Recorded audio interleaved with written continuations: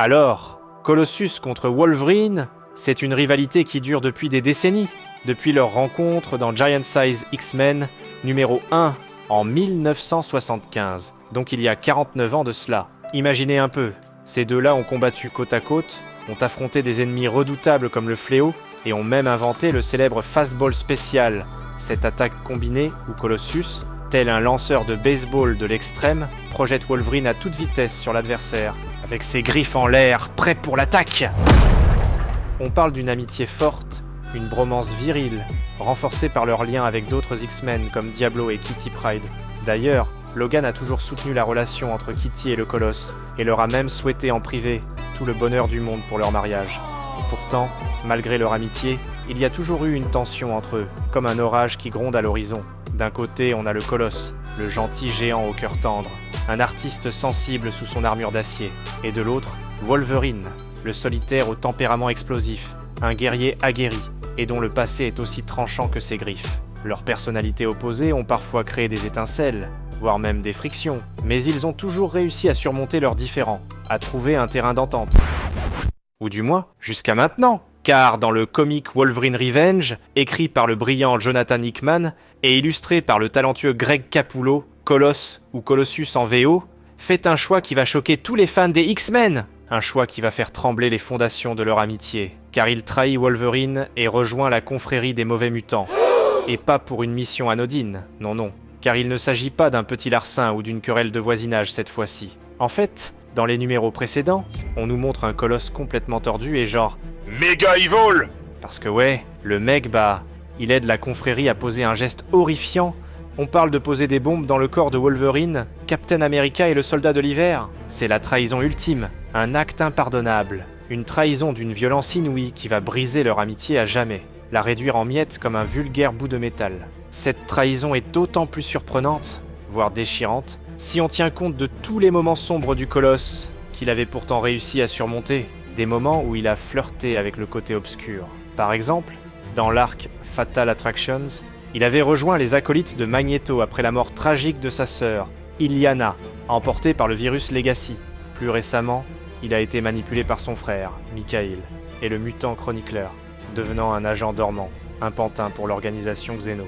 Mais cette fois, c'est différent. Colossus semble avoir fait un choix conscient, une décision froide et calculée, et qui va le mettre en opposition directe avec son ancien ami, les transformant ainsi en ennemis jurés, nous menant tout droit vers un combat fatal, et je dirais même déchirant, vous allez voir. Bon, alors là, on arrive au duel au sommet, entre deux titans, l'affrontement final entre l'acier et l'adamantium. Mais Wolverine est déterminé, il est parti dans une quête de vengeance contre ses anciens amis, particulièrement le Colosse. Après avoir survécu à l'explosion grâce à son facteur de guérison, Wolvie est consumé par une rage sourde et une soif de justice. Il veut la peau du Colosse à tout prix, mais ça ne sera pas du tout cuit les amis. Dans cette quête, il doit d'abord éliminer Dents de Sabre, un adversaire de longue date, mais il finit par le dézinguer assez facilement, parce qu'il a d'autres chats à fouetter notre Wolvie. Donc il se casse pour affronter le prochain boss avant d'arriver au Colosse. Il s'agit d'Omega Red, que Wolvie finit par défoncer mais suite au combat, où ce dernier lui injecte un poison mortel avec ses tentacules en carbonadium, Wolverine se retrouve face à Deadpool au sommet d'un réacteur nucléaire en fusion, vestige d'un monde dévasté par la chute de l'astéroïde M. Et il me faudrait une autre vidéo pour bien vous expliquer tout ça. Mais en gros, disons que dans cette nouvelle réalité, Deadpool et Wolverine ne sont plus les pires amis. Ils ne sont maintenant que des ennemis, parce que Wade lui aussi faisait partie des traîtres. Mais au lieu de se battre, les deux mercenaires discutent, comme deux vieux amis au coin du feu. Si ce n'est que le feu en question est celui d'une centrale nucléaire sur le point d'exploser. Deadpool exprime ses remords pour ses actions passées, avouant qu'il se sent responsable du chaos qui règne sur Terre.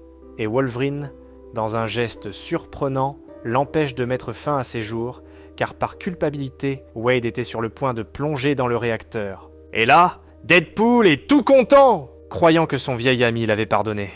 Ha! Eh bien que nenni! La vraie raison pour laquelle Wolvie sauve Deadpool, c'est pour mieux le tuer lui-même quelques instants plus tard, en le poussant dans le cœur en fusion, lui offrant une mort rapide et spectaculaire. Et si vous trouvez ça cruel, dites-vous bien que ce comics, il raconte la vengeance de Wolverine, donc y a pas de pardon pour personne. Bon, alors ça y est, Wolverine arrive enfin devant la maison de Colossus, prêt à en découdre, dans un silence pesant, lourd de non-dits et de regrets. Mais ça ne va pas durer longtemps. Les deux s'affrontent dans un duel épique. Un balai de griffes et de coups d'acier. Colossus, le corps recouvert de son armure organique, tente de raisonner Wolverine, lui disant qu'il a fait ce qu'il avait à faire pour le bien de sa famille, et que c'était le seul moyen de les protéger. Mais Wolverine, aveuglé par la rage et la trahison, ne veut rien entendre. Il est devenu une machine à tuer, un instrument de vengeance. Le combat est violent, brutal, sans pitié. Sauf que l'écart de force se manifeste rapidement, et le colosse écrase Wolvie avec un câlin d'ours digne de Hulk lui-même. Mais ce n'est pas tout. Dans un élan de force brute, Colosse arrache carrément le bras de Wolverine. Et il a réussi non pas en cassant l'adamantium, mais plutôt en exploitant la faiblesse des tendons et les ligaments de Logan, qui eux sont en chair et en os.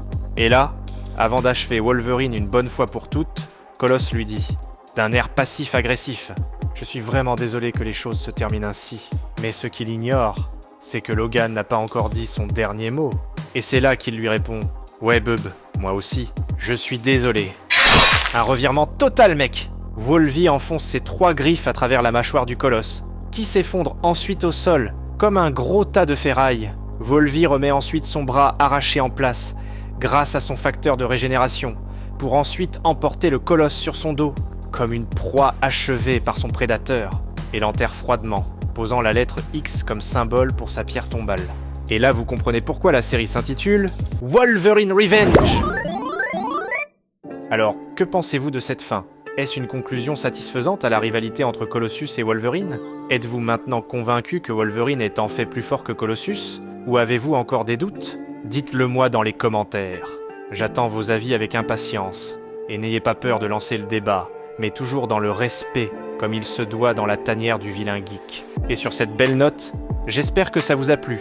N'oubliez pas de liker, de partager et de vous abonner pour ne rien manquer des prochaines analyses de comics et de films de vos super-héros favoris. Et si vous voulez en voir plus, j'ai une autre vidéo super sympa sur les vraies origines de Groot et Rocket des Gardiens de la Galaxie.